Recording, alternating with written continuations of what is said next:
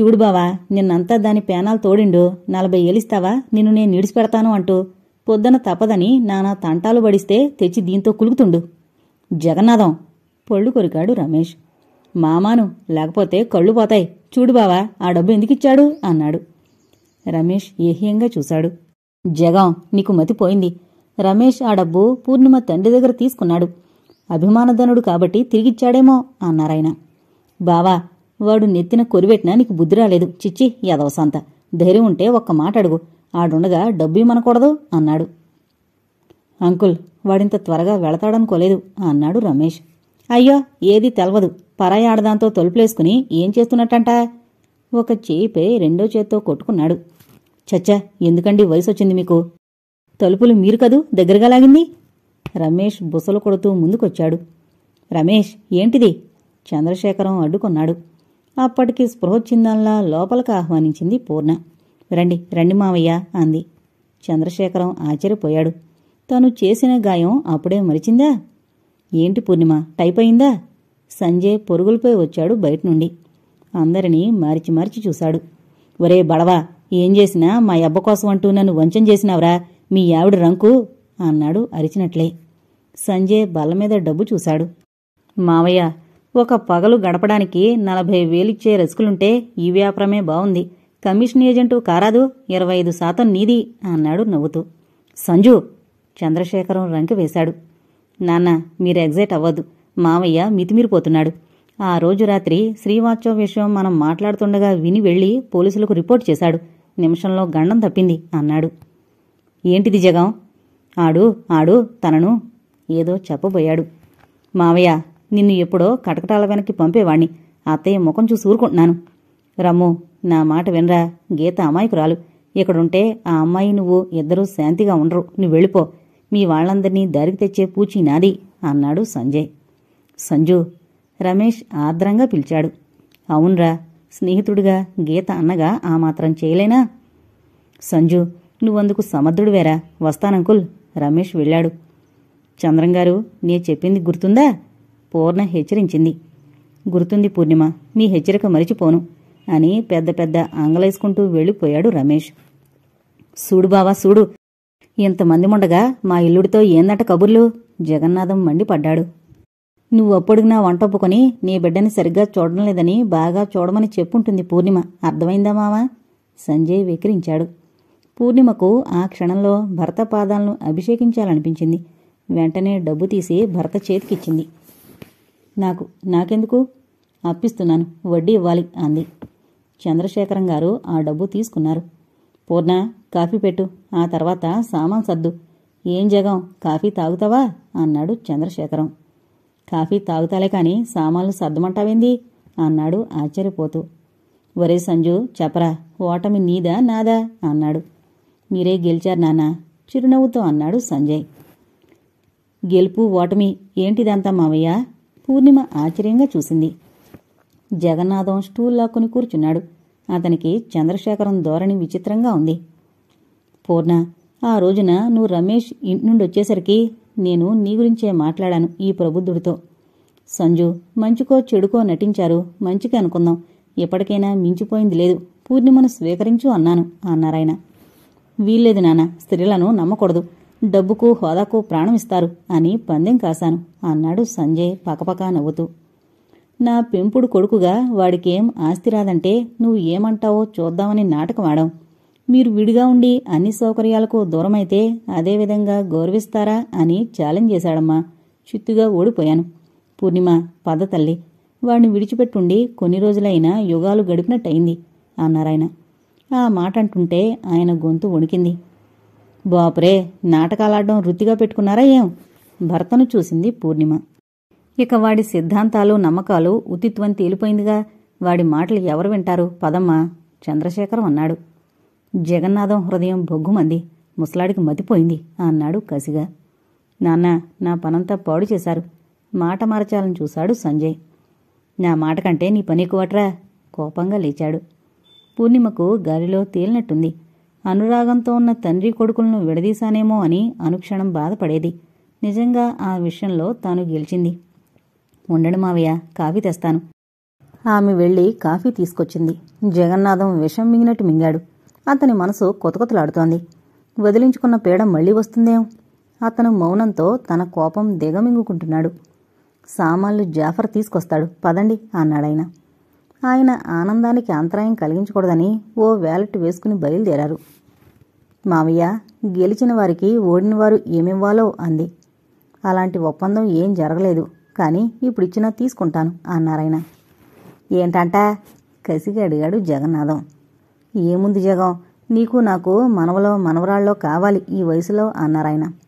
సంజయ్ పూర్ణిమల చూపులు ఒక్క నిమిషం కలుసుకుని విడిపోయాయి. అందరూ కాలినడకనే ఇల్లు చేరారు. వచ్చారా చిన్నబాబు, ఈ ఇంట్లో మీకిష్టమైన వంటలన్నీ మానేమని ఆర్డరో అంది రాజమణి. అందరి హృదయాలు తేలికపడ్డాయి. సుశీలా, అమ్మ సుశీ, చంద్రశేఖరం పిలిచాడు. లేదు బాబూ, గీతమ్మను పిలుచుకొస్తానని వెళ్లారు, రాజమణి చెప్పింది. కారు తీసుకువెళ్లి టైప్ మిషన్ తెచ్చుకో, పని పాడిందని ఏడుపెందుకు అన్నాడు తాళం చెవులు గిరాటేసి. సంజయ్ తాళాలందుకుని వెళ్ళిపోయారు. చి, వట్టి పనియావు మనిషి విసుక్కుంది పూర్ణిమ. పూర్ణ, ఈ 40,000 తీసుకువెళ్లి బ్యాంకులో ఫిక్స్డ్ డిపాజిట్ చెయ్యమ్మా అన్నారాయన. ప్రైవేటుకి ఇస్తే 100కు 5 రూపాయలు వడ్డీ కళ్ళకదుకు నెత్తారు బావా అన్నాడు జగన్నాథం. అసలు మింగేస్తారు, ఆయన వెక్కిరించారు. జగన్నాథం మొహం గంటు పెట్టుకుని తిరుగుతున్నాడు. రాజమణి మునుపటి ఉత్సాహంతో పనులు చేయడం మొదలుపెట్టింది. తమ గది దులుపుదామని వెళ్లి నీటుగా సర్దుండడం చూసి ఆశ్చర్యపోయింది. ఆమె సందేహం గ్రహించినట్టే రాములు వీళ్లు లేని సమయంలో చంద్రశేఖరం పడిన బాధంతా చెప్పాడు పూర్ణిమకు. కింద కారు హారన్ వినిపించగానే ఇద్దరూ పరిగెత్తారు. గీతకు అంతా అయోమయంగా ఉంది. నిజంగా తండ్రి తెలియనివాడు, పిసినారి, మొండి మనిషి. కాని తన తెలివితేటలకేమైంది? ఒక వివాహం విఫలమైంది.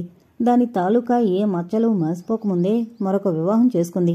దాదాపు బలవంతపు పెళ్లి. ఆ ఇంట్లో వాళ్లు తనను ఎంత హీనంగా చూస్తున్నారో తను ఊహించగలదు.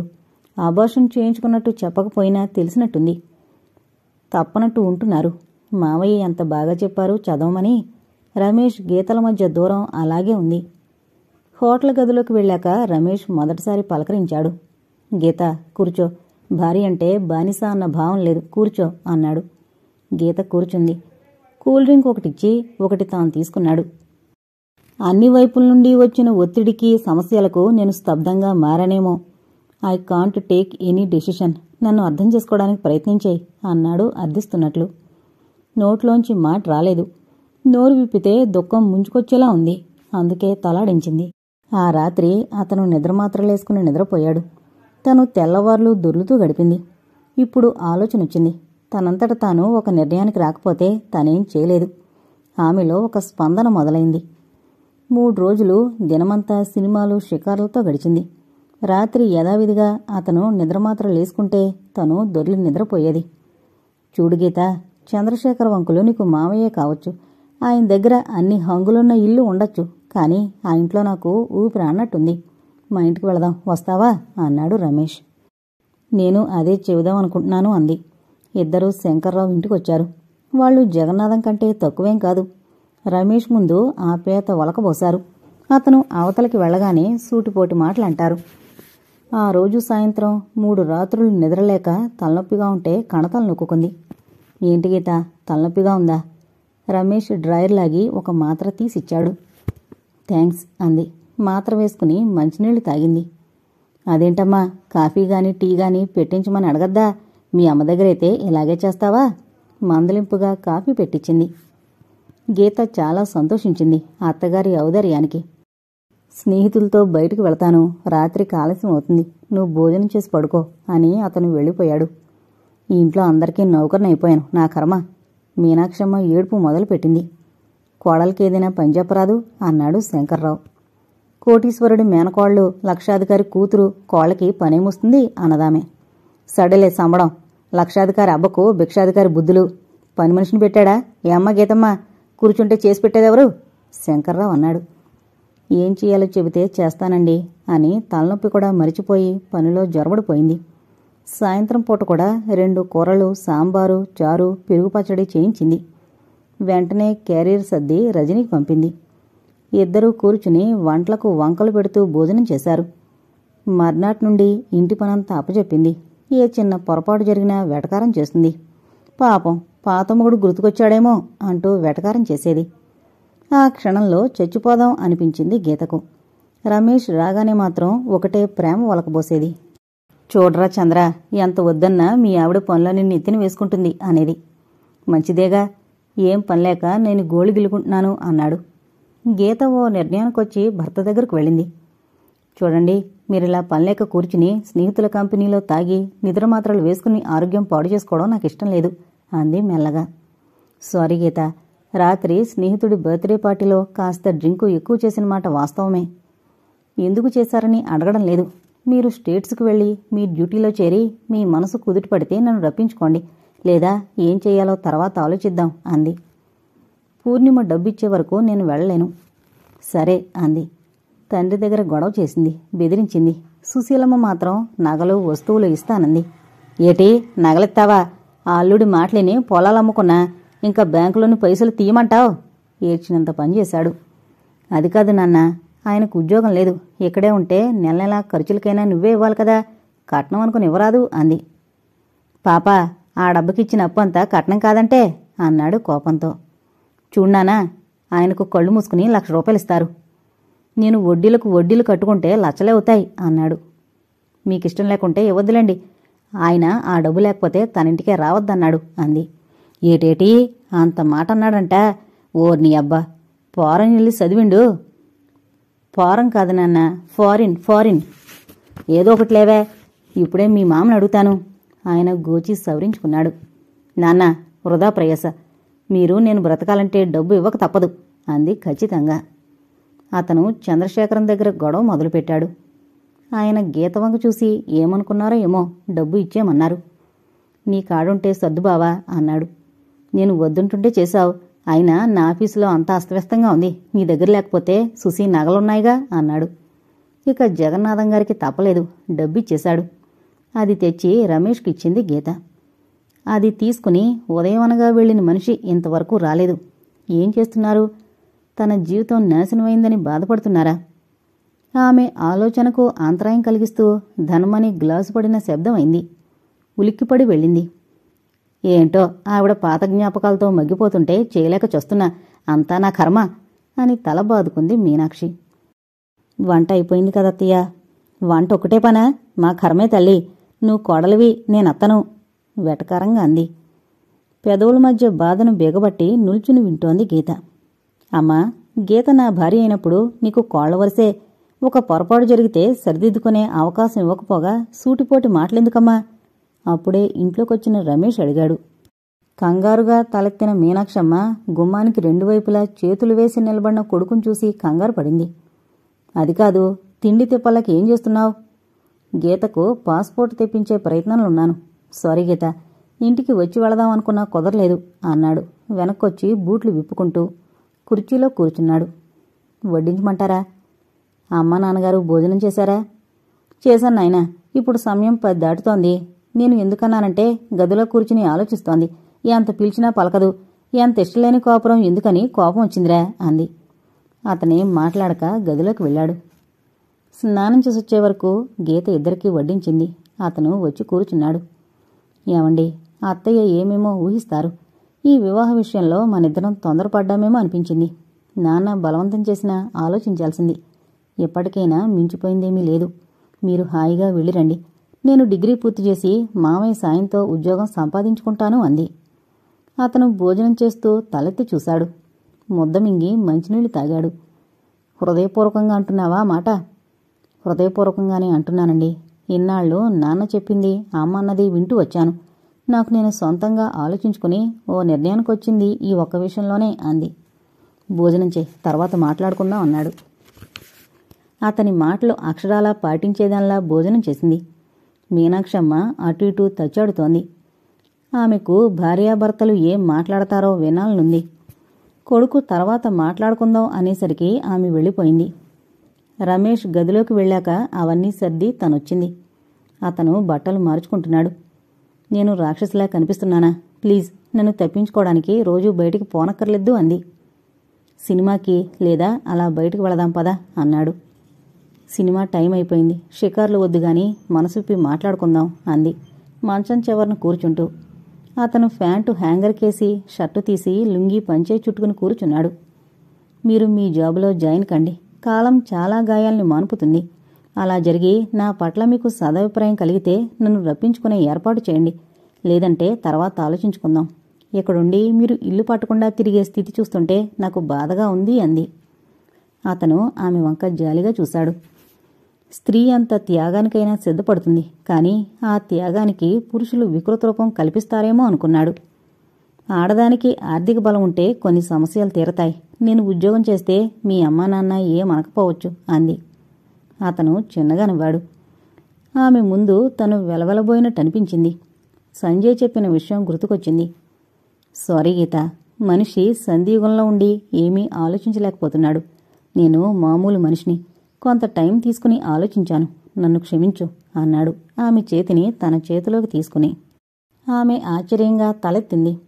అవును గీత, ఈ రోజంతా సంజయ్ నేను కలిసి నీ పాస్పోర్టు వీసా గురించే ప్రయత్నించాం. మనిద్దరం భార్యాభర్తల్లా కాక విడిగా వెళ్ళిపోదాం. నువ్వు టూరిస్టు వీసాపై వచ్చాక అక్కడే వివాహం చేసుకుందాం అన్నాడు. మళ్ళీనా అంది ఎందుకన్నట్టు. అదే సివిల్ మ్యారేజ్ చేసుకుందాం. అది దొరకపోతే అలాగే వెళ్ళిపోతాను అన్నాడు. ఆమె తనంతట తాను వచ్చి చేరువైతే బావుండని అతనికి ఉంది. అతను దగ్గరకు తీసుకుంటే తాను ఎన్నాళ్లుగా పడిన వేదన మరిచిపోదామని ఆమెకుంది. ఇలా సంకోచంతో ఓ అరగంట కబుర్లతో గడిపారు. లైటు తీసేగీత, తలనొప్పిగా ఉంది అన్నాడు. ఆమె లైటు తీసి అతనికి చేరువుగా వెళ్ళింది. తలపై మృదువుగా రాస్తూ 1 నిమిషం నిలబడిపోయింది. మాత్రలేసుకుని పాలు తాగుతారా? మాత్రలు లాభం లేదు గీత. నుదుటిపై ఉన్న ఆమె చేయి వణుకుతోంది. అతనిలో మార్పు గమనించింది. వేడిగా ఉన్నప్పుడే సాగదీయాలన్న సూత్రం గుర్తుందో లేదో గాని ఇక ఆగలేనట్టు అతని గుండెలపై తలవాల్చింది. అతని చేతులు ఆమెను చుట్టాయి. గీత బొగ్గలు ఉప్పగా తగిలాయి అతని నోటికి. ఆశ్చర్యంగా తలెత్తాడు. ఏడుస్తున్నావా గీత? అస్పష్టంగా గొణిగాడు. లేదు లేదు రమేష్, ఆనందం వెల్లువలా వస్తోంది. అది అసురూపంలో బయటపడుతుంది. అతన్ని హత్తుకుపోతూ అంది. ఓ ఫూల్! అతను తలను భుజానికేసి నొక్కుకున్నాడు. ఆ చిన్న గదే బృందావనంలా వెన్నెల వెల్లువలా కనిపించింది ఇద్దరికీ. కొన్ని నిమిషాలు ఈ లోకాన్ని మరిచిపోయారు. ఆ రోజు సినిమాకు వెళ్లాలని త్వరగా పనులు ముగించింది పూర్ణిమ. సంజయ్కేమో చరిత స్టేట్మెంట్ పూర్తి చేసే వరకు 8 గంటలు దాటింది. అతను లేవబోతుండగా మళ్లీ ఫోన్ మోగింది. హలో, ఏం పూర్ణి? ఓ డియర్, అంత నిష్ఠూరం వేస్తే ఎలా? 10 నిమిషాల్లో వస్తాను అన్నాడు ఫోన్ పెట్టేసి. అతనొచ్చాక తయారైతే ఆలస్యం అవుతుందని గబగబా స్నానం చేసింది. జడ వేసుకుని పూలు పెట్టుకుంది. బయటికి వెళతారా పూర్ణ? సుశీలం అడిగింది. అవును పిన్ని, అభిమాన్ నాకిష్టమైన హిందీ సినిమా. 1 వారమే వచ్చింది, ఆఖరి రోజు అంది. జగన్నాథం కొరకొరా చూస్తున్నాడు. అతనికి చాలా మంటగా ఉంది. సంజయ్ ఎంత నిర్మోహమాటంగా చెప్పాడు. మావయ్య, హాయిగా తిని కూర్చో. మా కుటుంబ విషయాల్లో జోక్యం కలగజేసుకోవాలంటే మాత్రం కుదరదు. మీ ఇంట్లో ఉండండి అన్నాడు. ఆ అహంకారం ఎలా అణచాలో అర్థం కావడం లేదు. సందర్భం సమయం కోసం పొంచి చూస్తున్నాడు. అప్పటికే అందరూ భోజనం చేశారు. భార్యాభర్తలు ఇద్దరే ఉన్నారు. సంజయ్ స్నానం చేసొచ్చాడు. ఆకలి దంచేస్తోంది అన్నాడు. అతను భోజనం చేస్తుంటే కళ్ల మీదకు నిదుర కూరుకొచ్చింది. పూర్ణ, నన్ను వదిలే. నువ్వు అత్తయ్యని తీసుకువెళ్లి చూసిరా, నాకు నిద్రొస్తోంది, అలసటగా ఉంది అన్నాడు. అతను పైకి వెళ్లలేనట్టు హాల్లో ఉన్న దివాన్ మీద నిద్రపోయాడు. పూర్ణిమ ముఖంలో ఆశాభంగం స్పష్టంగా కనిపించింది. వాడన్నట్టు నాకేం తోచడం లేదు పూర్ణ, వెళదాం పద అంది సుశీలమ్మ. మరో అరగంటలో ఇద్దరూ బయలుదేరి వెళ్లారు. నిజంగా భర్త పడుకుంటే వెళ్లాలని లేదు. సుశీలమ్మ ఏమనుకుంటుందో అని వెళ్ళింది. మీరు రండి బాబాయ్ అంది జగన్నాథం వైపు తిరిగి. ఆ తురకం సినిమాలు నాకు తెలిసి ఏడుస్తాయా, ఎల్లండి అన్నాడు. పూర్ణిమ చంద్రశేఖరంతో చెప్పింది. పాపం గీత జీవితం గురించే ఆలోచిస్తూ నలిగిపోయిందమ్మా మీ పిన్ని, మంచి పని చేస్తున్నావు అన్నారాయన. పూర్ణిమ సినిమా చూసి ఆనందంగా వచ్చింది. ఈ మధ్య కారు నడపడం నేర్చుకుంది. భర్త గురువుగా ఉంటే ఆ అనుభవం అద్భుతంగా ఉంటుందని చెబుతోంది తను. ఏ కాస్త పొరపాటు జరిగినా ఉరిమి చూసేవాడు. ఒక్కొక్కసారి తలపై ముట్టేవాడు. అతను భుజం చుట్టూ చేయి వేసి దాని మీదుగా ఇలా నడపాలని చూపిస్తుంటే మైమరిచి తిట్లు తినేది. ఏదైతేనేమి అతని పట్టుదల వల్ల వారం రోజుల్లో పర్ఫెక్ట్గా నేర్చుకుంది. లైసెన్స్ వచ్చింది. సారీ సంజు, నాది కాస్త మొద్దుబుర్రా అంది అతన్ని ఇబ్బంది పెట్టానేమో అనుకుని. నేనే సారీ చెప్పాలి పూర్ణి. నిజంగా నాన్నగారు నేర్పినప్పుడు నేను కూడా 10 రోజుల్లో నేర్చాను. నువ్వు ఏ పనైనా త్వరగా గ్రహిస్తావన్న ఓ అభిప్రాయంతో ఉండి ఏ పొరపాటు జరిగినా అసహనం ప్రకటించాను అన్నాడు నవ్వుతూ. తను కళ్ళింత చేసుకుని చూసింది. తనేం ఆలోచించింది? సంజయ్కు అహం అనుకుంది. ఇంట్లోకి రావేమిటే అమ్మాయి? సుశీలమ్మ అడిగింది. వస్తున్నాను పిన్ని. కారు గ్యారేజ్లో పెట్టొచ్చింది. తలుపులన్నీ వేసొచ్చేసరికి సిగరెట్ కాలుస్తూ జగన్నాథం ఇందాక సంజయ్ పడుకున్న దివాన్పై పడుకున్నాడు. వారు పైకి వెళ్లారా అంది మెట్ల గదివైపు వెళుతూ. పైకి కాదే అమ్మా, బయటికెళ్ళిపోయిండు. ఓర్ నీ అమ్మ కడుపు, ఆ బుద్ధులింకా పోనేలేదు. నీ ముందు నిద్రంటూ యాసాలేసిండా? అదెవరితో ఫోన్ చేసిందే అన్నాడు ఆడవాళ్ళు తిప్పినట్లు చేతులు తిప్పుతూ. ఆయన క్లయింట్స్ అయి ఉంటారులేండి అంది. క్లయింట్సా? నేనంత ఎర్రోడ్నా? ఆడు నీకేమవుతాడే అంట అడిగినా. నా దేవుడు అంటాదేందే అన్నాడు. పూర్ణిమ మెల్లగా పైకి వెళ్ళింది. నా దేవుడని ఎవరంటారు? గీత అనాలి. ఆమెకు కావలసినంత సహాయం చేశాడు. జగన్నాథం గర్భం అని తెలియగానే నాటుమందులిప్పించాడు. గీత పడిన బాధ అంతా ఇంతా కాదు. సుశీలమ్మకు తెలియకుండా ఆసుపత్రిలో ఉంచారు. గర్భస్రావం అయిన వారం రోజులకు నన్నెందుకు బ్రతికించావు బావా? నానిచ్చిన నాటుమందు ప్రమాదం అని తెలిసినా నా ఇష్టంతో తాగాను అని ఏడ్చే గీతను ఏ ఆత్మీయుడు ఓదార్చినంతగా ఓదార్చడం తను మరిచిపోలేంది. ఒక్కనాడైనా ఆ విషయం బయటపెట్టలేదు. గీత రమేష్ను వివాహం చేసుకున్నప్పుడు ఎంత నేర్పుగా ఓర్పుగా స్త్రీ జీవితం గురించి అర్థం చేశాడో తాను ఎరుగంది కాదు. గీతకు ఏదైనా అవసరమైతే దేవుడని ఎందుకు చెబుతుంది? అది తండ్రితో. గీతలాంటి మరో గీత ఉంటుంది అనుకుని తల దగ్గరున్న అతని ఫోటోను ఆరాధనాపూర్వకంగా చూసి నిద్రపోయింది. మర్నాడు 10 గంటలకొచ్చేశాడు సంజయ్. పూర్ణ, 5 రోజులు క్యాంపు, బట్టలు సర్దిపెట్టు అన్నాడు ఫైళ్లు వెతుకుతూ. బ్రేక్ఫాస్ట్ వద్దా అంది. నా బ్రేక్ఫాస్ట్ అయింది అన్నాడు తలెత్తి చూడకుండానే. పూర్ణిమ పైకి వెళ్ళిపోయింది. ఆమెకి ఆకలిగా ఉన్నా మనసు ఇచ్చగించలేదు. అందరూ తినేటప్పుడు సంజయ్ వస్తాడని చేయలేదు. ఆమె అటాచ్ మూసేసరికి సంజయ్ వచ్చాడు. పూర్ణ, నాకు ఆకలిగా ఉంది, బ్రేక్ఫాస్ట్ ఇవ్వవా? ఏం ముడుసు బాబు, ఇప్పుడేగా వద్దన్నారు? సంతోషంగా నవ్వుతూ కిందకొచ్చింది. ఇద్దరూ కూర్చున్నారు బల్ల ముందు. ఆకలని ఇదేం పని? నాకు ఆకలంటే నీకు అని తెలుసుకో అన్నాడు నవ్వుతూ.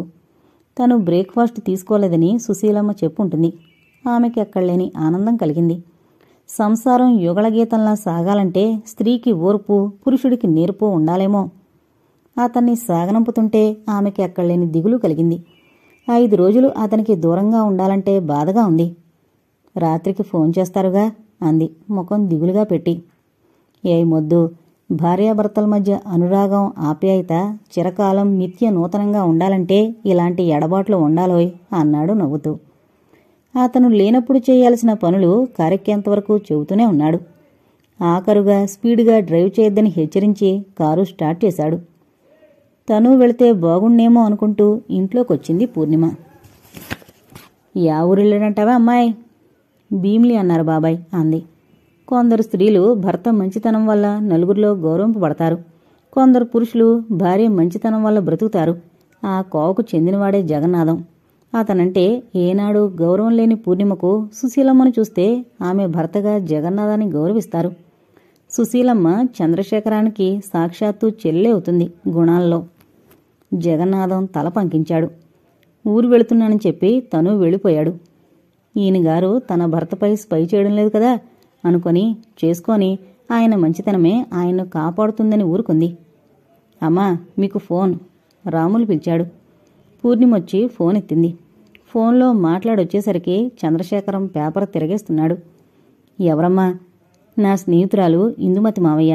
ఎల్లుండి శుక్రవారం ఖైరతాబాద్ గుడిలో తన వివాహమట. సమయం లేదట, ఆహ్వానించింది అంది. అలాగా, వెళ్ళిరా, నీకు కాస్త రిలీఫ్గా ఉంటుంది అన్నారాయన. ఆమెకు వెళ్లాలనే ఉంది. ఆ రోజు సంజయ్తో తన వివాహం వద్దన్న తర్వాత మళ్లీ తను మాట్లాడనే లేదు. మొన్ననే ఫోన్ చేసింది. ఎవరో చెబితే విన్నదని తన గురించి.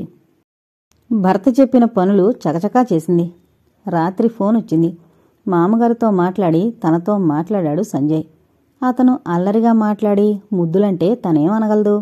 మరో ఫోన్ గదిలో పెట్టించాలనుకుంది. అతని అల్లరి మాటలు నెమరవేసుకుంటూ నిద్రపోయింది. ఇందు, వివాహం అయ్యాక తెలిస్తే చేసేదేం లేదు. కాబట్టి మనల్ని ఆహ్వానిస్తారు మా తల్లిదండ్రులు. అందుకే చాలా రహస్యంగా క్లుప్తంగా జరగాలి అన్నాడు మోహన్. ఇందుమతి వింటోంది. తనకున్న స్నేహితులెవరట? బంధువులకు చెప్పదు. రాబందుల్లా పీకు తింటారు. ఒక్క పూర్ణిమకు చెప్పింది తాను. ఆ విషయం మోహన్కు తెలిస్తే కోపడతాడేమో. ఆఫీసులో స్టాఫ్ను వద్దన్నాడు. పోనీ కనీసం కొత్త చీరైనా కొనుక్కోవాలా లేదా? చిరుకోపంగా అడిగింది ఇందుమతి. ఒకటేమిటిందు, నీకిష్టమైనవన్నీ కొనుక్కో అన్నాడు. ఇందుమతి ఆనందంతో గంతులు వెయ్యాలనుకుంది. తనుండేది మేడపైన. శబ్దమైతే కిందవారు పరిగెత్తుకొస్తారని ఆనందానికి పగ్గాలు వేసి ఆపింది. మీకు కొత్త బట్టలొద్దా? చూడిందు, వివాహం జీవితంలో అతి ముఖ్యమైన ఘట్టం. కోటి కోరికలు. కొత్త బట్టలు కావాలనుంటుంది. కానీ డబ్బిప్పుడే రాదుగా. నేను వివాహం చేసుకుని వెళితేగాని తాతగారి ఆస్తి రాదు అన్నాడు కాస్త బాధపడుతూ. నన్ను ఇంతటి పరాయిదాన్ని చేస్తున్నావా? అంది కోపంగా. అతనికో సర్ప్రైజ్ ఇవ్వాలి. గబగబా బట్టలు మార్చుకుంది. నేను బజారుకు వెళతాను. మీరు పిలిచినా రారు. మీ జమీందారీ ఫోజు మీరును. కాఫీ ఫ్లాస్క్లో ఉంది, తాగండి అంది అతని ఎదలో పొడుస్తూ. ఆజ్ఞ అన్నాడు మంచంపై లేవకుండానే. ఆమె చిరునవ్వుతో బయటకొచ్చింది. మోహన్ను చూస్తే పూర్ణిమ ఏమంటోందో. పిచ్చిదానా, రవీంద్రభారతిలో రోడ్డు మీద పెళ్ళికొడుకుల కోసం వెతుకుతావటే అనేది. ఈ పెళ్ళికొడుకు రోడ్డు మీద దొరికాడంటే ఏమంటుందో. అందగాడు, డబ్బు గలవాడు, చదువుకున్నవాడు. అన్నింటికన్నా అతను ఇంగ్లీష్లో మాట్లాడుతుంటే చూడముచ్చటగా ఉంటుంది. ఆ రోజు తను మరిచిపోలేని రోజు. రవీంద్రభారతి నుండి కామత్ వైపు వస్తోంది. అకస్మాత్తుగా ఓ వ్యక్తి ఢీచ్చాడు. తను తూలి తట్టుకుని నిల్చుంది. ఓ సారీ. ఈ కాలంలో తప్పు చేసి సారీ అనడం ఫ్యాషన్ అయిపోయింది అంది తీక్షణంగా. Oh lovely. ఆ అమ్మాయి ఆగ్రహం ఇంత అందంగా ఉంటుందా అన్నాడు చిన్నగా నవ్వుతూ. అతను నవ్వితే ఆ అమ్మాయిల మతి పోతోంది. పైగా కామెంట్ ఒకటి అంది చిరుకోపంగా. పోనీ నష్టపరిహారం చెల్లించనా? ఏమిస్తారు? అడిగి చూడండి. అడగకుండానే కామతలో భోజనం ఇప్పిస్తాను అన్నాడు. ఆమెకు చురచురమంటున్న ఆకలి భగభగా మండిపోతుంది. తనకు ఇంటికి వెళ్లి వంట చేసే ఓపిక లేదు. మీరు కొంత వదలకపోతే రోడ్డుపై తిన్నగా నడవరు. అయితే పదండి. చేయి చాపి చూపాడు దారి. ఇద్దరూ కామత్ హోటల్కు వెళ్లారు. భోజనం రావడానికి సరిగ్గా 40 నిమిషాలు పట్టింది. ఇంట్లో 5 నిమిషాలు ఆలస్యమైతే భార్య దుముదులపై ఈ పురుష పొంగవులకు హోటల్ వారిపై ఇంత దయదేనికో అనుకుంది ఇందుమతి. ఏంటి ఆలోచిస్తున్నారు?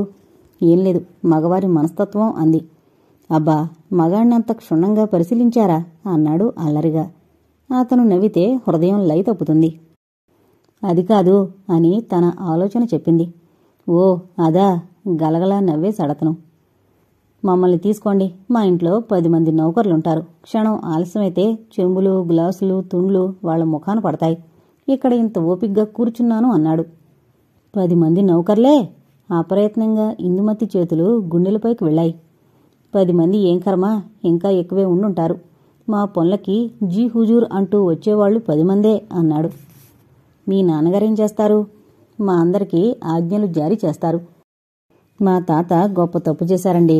బైదివై, మీ పేరు చెప్పండి. అండి రైలు బండి అంటుంటే ఏదోగా ఉంది. నా పేరు ఇందుమతి అంది. అతని తాతకు మనసులోనే ధన్యవాదాలర్పిస్తూ.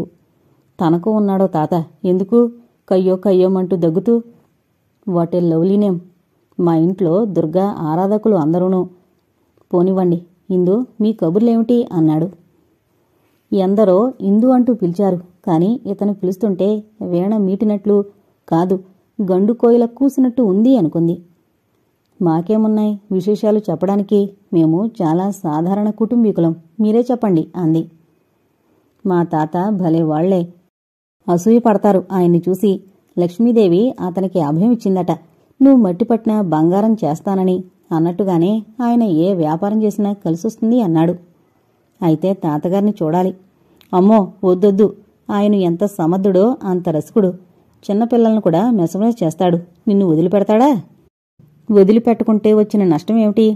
నా నష్టం నాకు తెలుసు, మీకేం తెలుసు అన్నాడు భయం నటిస్తూ. ఆ మాటలు ఆమె హృదయంలో ఎక్కడో నాటుకున్నాయి.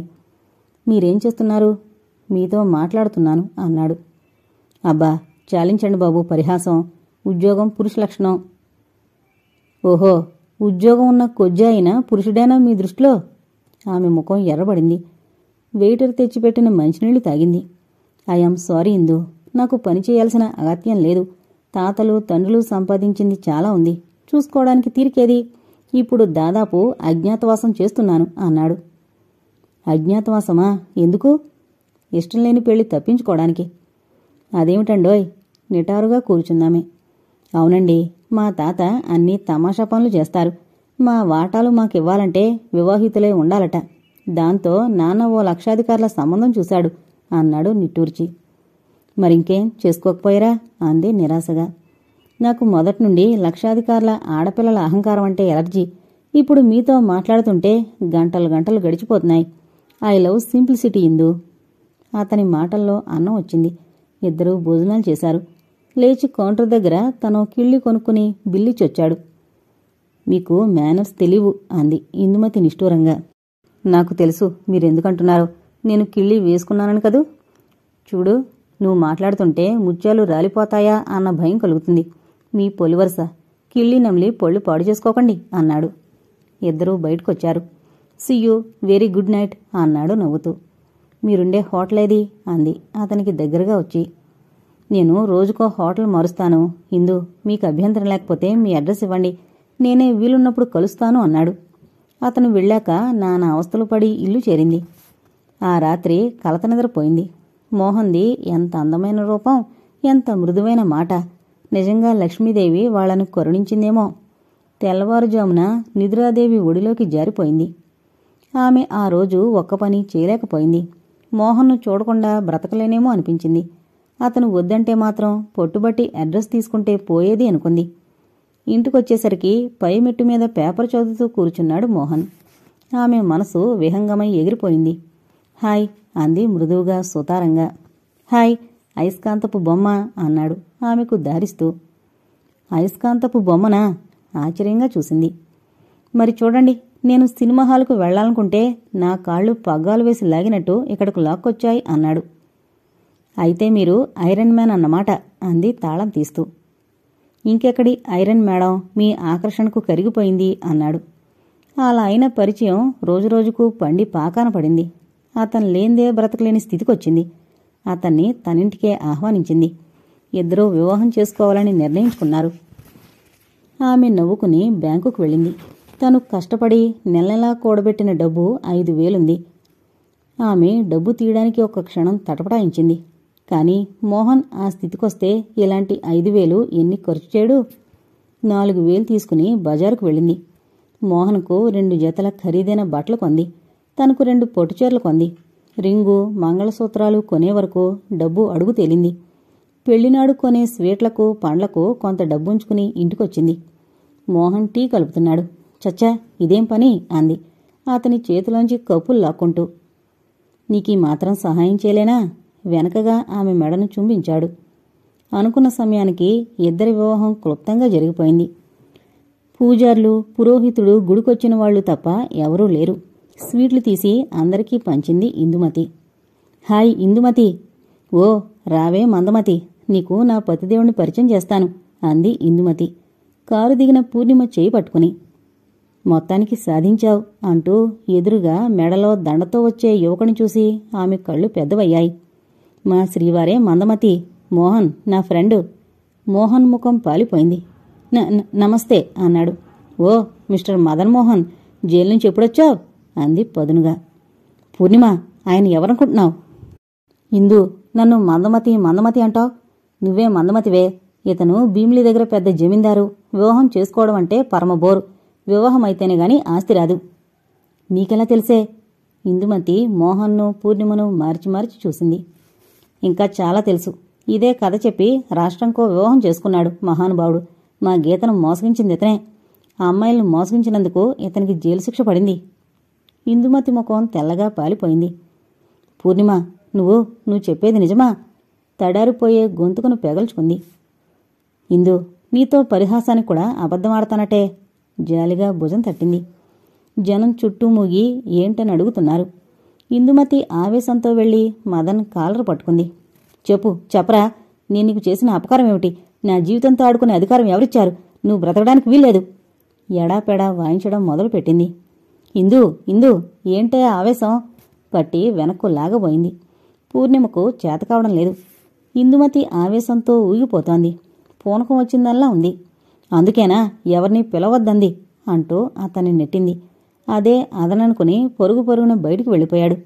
పట్టుకోండి పట్టుకోండి అరిచారు జనం. కొందరు పరిగెత్తారు. 10 నిమిషాల తర్వాత వచ్చి జనంలో కలిసిపోయాడని చెప్పారు. ఇందుమతి గోడును ఏడుస్తోంది. జాఫర్ సాయంతో ఆమెను కారులో ఎక్కించుకుని ఇంటికి తెచ్చింది. ఎవరే పూర్ణ, ఏమైందా అమ్మాయికి? సుశీలం అడిగింది. ఏం లేదు పిన్ని, మదన్ మోహన్ మరో భార్య ఇందు అంది తెచ్చి కుర్చీలో కూర్చోబెట్టి. ఆ త్రాష్టుడింకా బతికే ఉన్నాడా?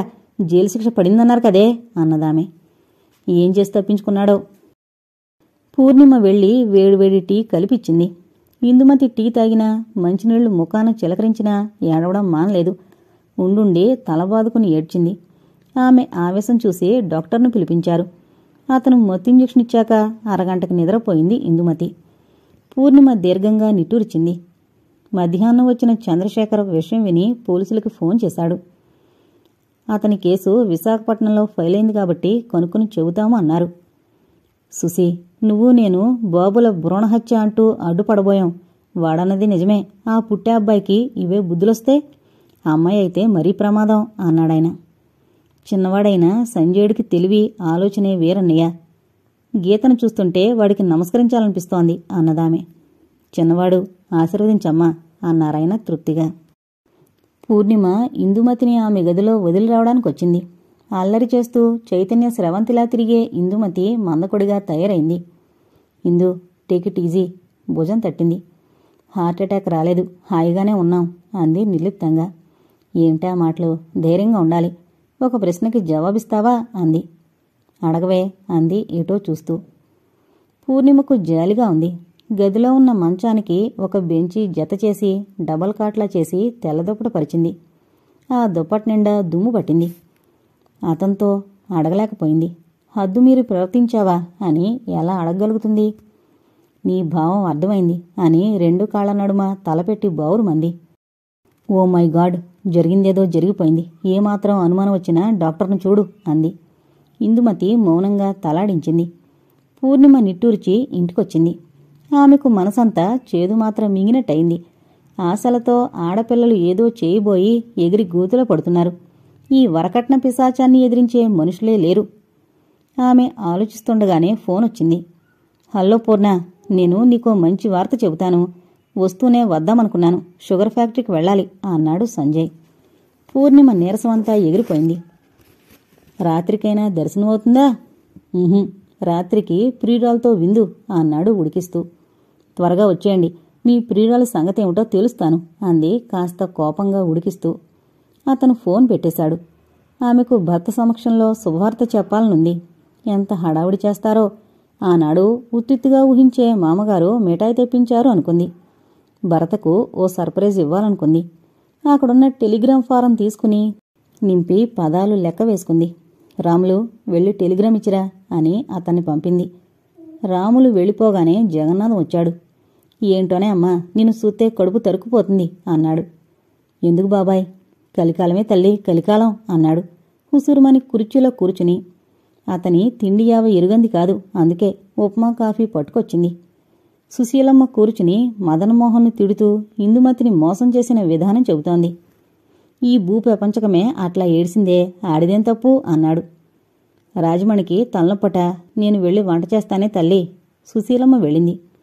ఇగో పూర్ణమ్మ, నా మాటంటే ఇలువ లేదు నీకు. ఈ సంజయుడు అలాంటి పొండాకోరే అన్నాడు. అలాంటి అంటే? కోపంగా చూసింది.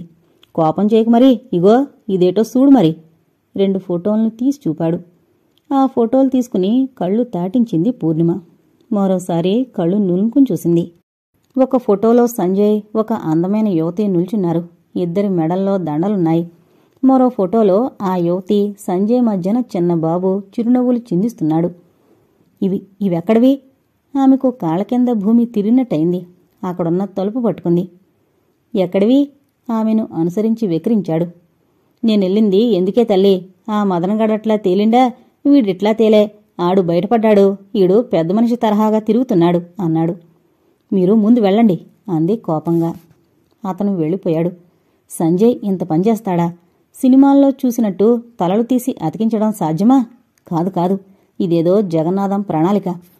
అయినా ఆమెకు నిద్ర రాలేదు. ఆ రాత్రి సంజయ్ ఫోన్ చేస్తే బావుండేది అనుకుంది. పైకి ఎక్సెంటేషన్ లేదు. ఆమె దిగొచ్చి దివాన్పై పడుకుంది. ఆమె ఊహించినట్టే 11 గంటలకు ఫోన్ వచ్చింది. ఓ కంగలో లేచి ఫోన్ ఎత్తింది. హలో అంది. ఆమెకు మాటలు రావడం లేదు. హలో, ఏ మొద్దు, నేను. టెలిగ్రామ్ అందింది. Thank you, congratulations. ఇప్పుడు నీ ముఖం చూడాలనుంది పూర్ణి. అసలు ఈ విషయం నాన్నకు తెలిస్తే నా ప్రమేయం తగ్గిపోతుంది. I am jealousy of you. మాట్లాడు. పూర్ణిమకు మాటలు రావడం లేదు. ఫోటోల విషయం చెప్పాలనుంది. వాళ్ళు ఎవరు అని అడగాలనుంది. కానీ గొంతు పిగిలి రాదు. ఏంటి ఇదంతా సిగ్గేనా? మై గాడ్, నాన్న నిద్రపోయారా? లేపమంటారా అంది చివరకు.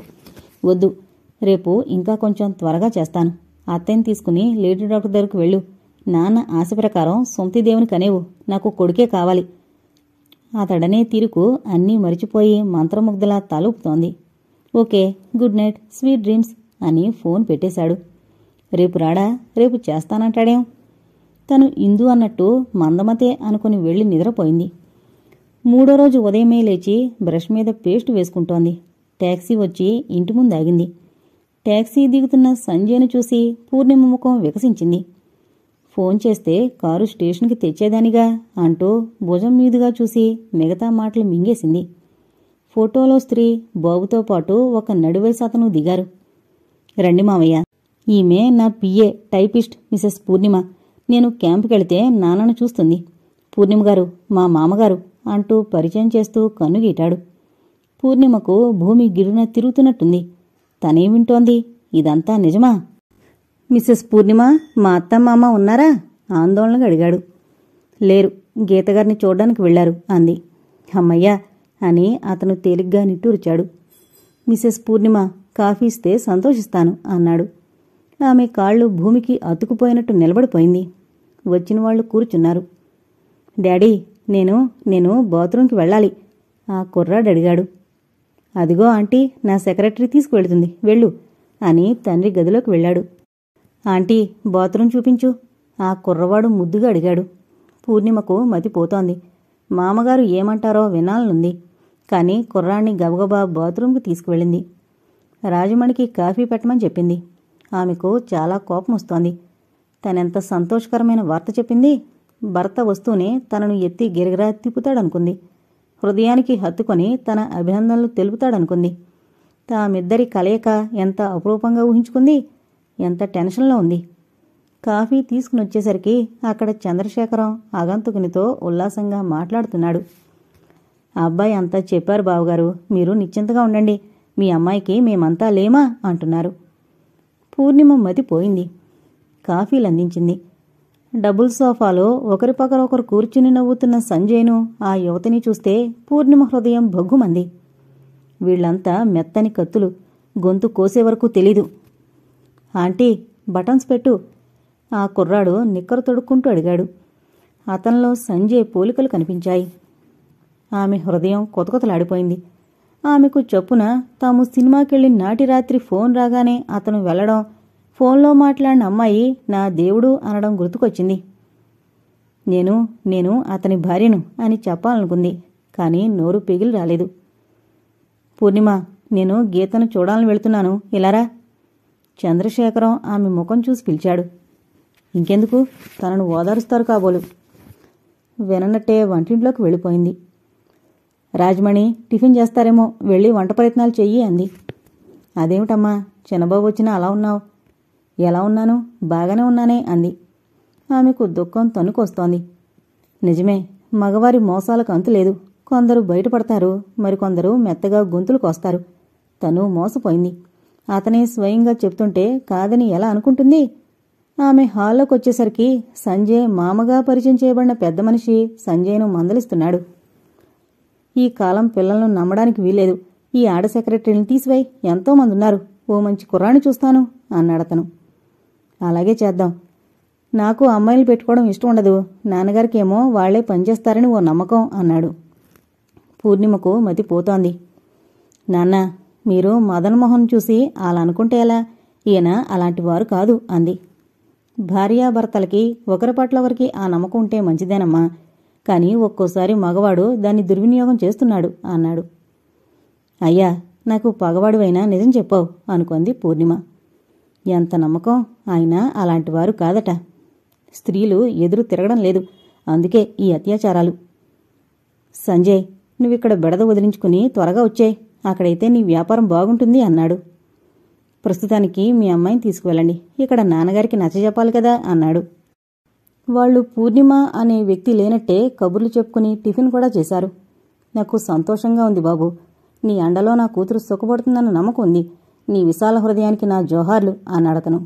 సంజయ్ సంబరపడిపోయాడు. కోనార్కు వెళ్ళిపోదాం, అక్కడ పనులన్నీ ఆగిపోయాయి అన్నాడు. భోజనం చేసి వెళదాం అన్నాడు. ఒక్కసారి బిర్లా మందిరం చూడాలి బాబు అన్నాడు. అలాగే వెళదాం రండి. సంజయ్ వంటింటిపై వచ్చాడు. ఏ పూర్ణి, ఇటురా.